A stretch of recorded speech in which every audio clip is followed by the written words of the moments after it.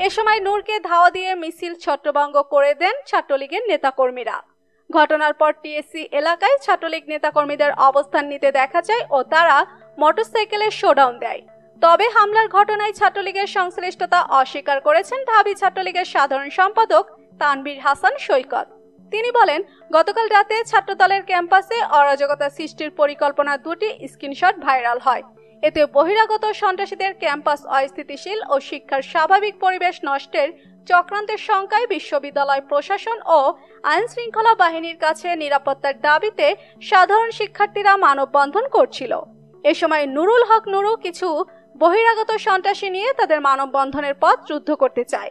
তখন সাধারণ শিক্ষার্থীরা তাদের প্রতিহত করে।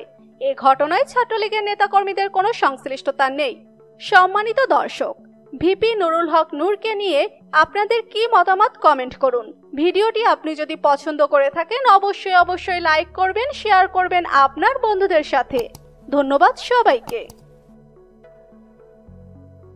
ইনস্টাগ্রামে সাকিব জয়ের এলোমেলো ছবি। পুরো খবরটি জানতে হলে ভিডিওটি শেষ পর্যন্ত দেখুন।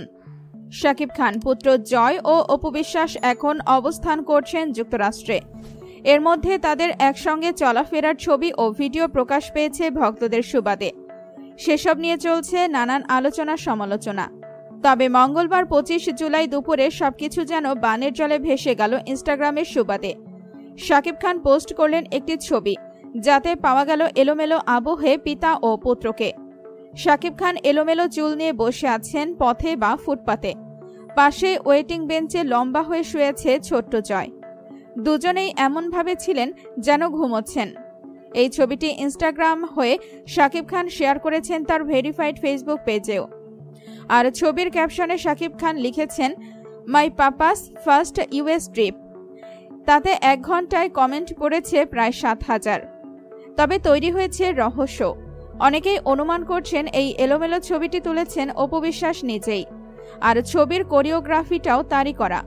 তবে এই বিষয়ে শাকিব খান ও অপু বিশ্বাস কারো কোনো প্রতিক্রিয়া মেলেনি। গত 4 জুলাই প্রিয়তমা মুক্তি উপলক্ষে যুক্তরাষ্ট্রে যান শাকিব খান। এরপর সন্তান জয়কে নিয়ে যুক্তরাষ্ট্রে যান অপু বিশ্বাস। সন্তানকে সঙ্গে নিয়ে শাকিব ও